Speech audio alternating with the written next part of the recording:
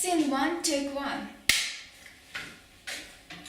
Ladies and gentlemen of the jury, this case involves the illegal voting of Mary Hoffman, who is an advanced student of English Easy School and who is the defendant. We are asking you to decide whether or not Ms. Hoffman is guilty. Ms. Hoffman's attorney, do you wish to make an opening speech? What do you mean she voted? She is underage. She falsified her birth year registration form and she voted at the election. Mary, I hand you what is named as exhibit number 1 and ask you if this registration form that was found on the 19th of April at the election point is yours.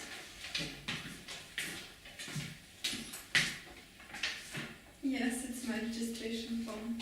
Then I move that exhibit number 1 be admitted into evidence. Exhibit number 1 is admitted into the evidence. Honor, it's not she just voted, she also has a YouTube posting encouraging other underage voters to falsify registration forms. 1 year in jail. What? Only you can't find somebody guilty without a trial. Scene 2, take 1.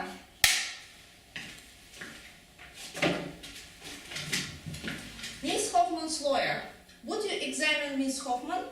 Yes, I call Mary Hoffman.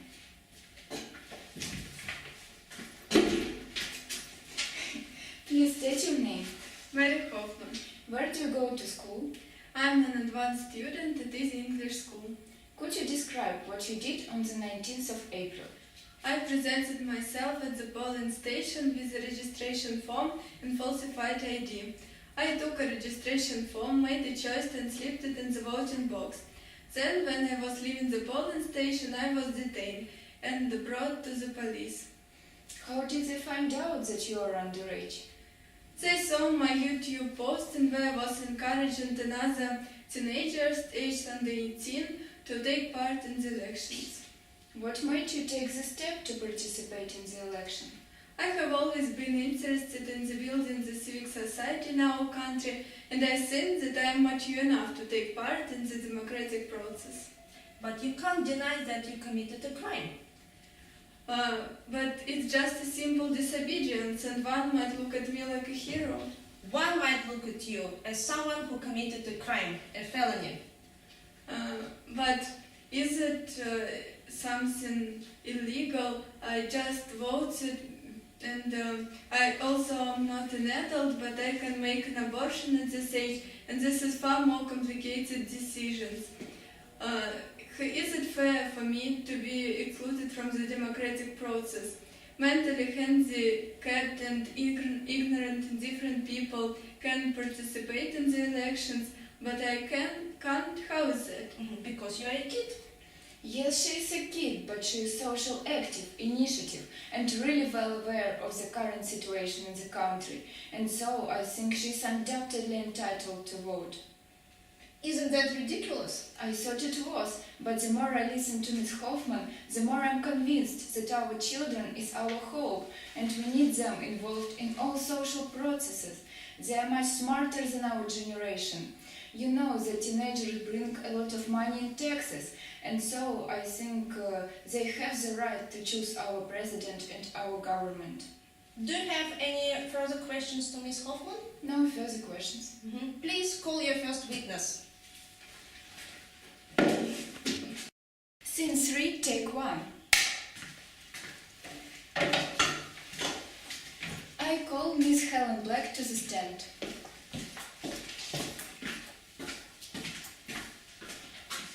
Please raise your right hand.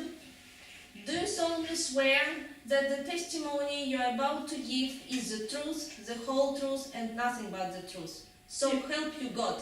Yes, I do. Please state your name. Helen Black. What is your occupation? I am a teacher at Easy English School of the Advanced Group. On the 19th of April, did you have your student named Miss Mary Hoffman in your class? No. Why she was away from the lesson? As far as I know, she went to the elections instead of our class. Do you think she is a good student? I think this question is not relevant to the case. Objection sustained. Then what is your attitude to Miss Hoffman's actions? I agree that it is not legal, but Mary Hoffman is very clever and independent student, always having her own position. She is always in the picture of the current affair, and I believe that students like her will really contribute to the development of our society. Thank you very much. I see your position. I have no further questions. You may be excused. Thank you. Do you have any other witnesses? No, Your Honor. Scene 4, take 1. Defendant's lawyer, would you care to make a closing argument to the jury? Yes, Your Honor. Ladies and gentlemen of the jury, the evidence you have heard proves that Mary Hoffman is an innocent girl. Don't you think it was a simple disobedience, a protest of a teenager who wanted just to express her opinion? I ask you to do the right thing and bring back a verdict in favor of Mary Hoffman. Jurors, you will now retire to the jurors' room to deliberate. As soon as you have reached a verdict, please let us know. Scene 5, take 1. All rise. Sit down, please. All right, I made research of my own, and on the basis of your evidence, I came to the conclusion that all those limits we impose on our teenagers lead to their infantilism. The only possible way to cope with their fears and irresponsibility is to treat them as grown-ups. Can't you just say that I won? Young lady, I can't give you the right to vote, but I should admit that your actions were noble and reasonable, so they didn't rise to the level of fraud. So, therefore, I'm dismissing all criminal charges against you. Thank you very much, Anna. Thank you, Your Honor. I believe it is a fair decision. Thank you for your assistance. Thank you very much. You may be dismissed.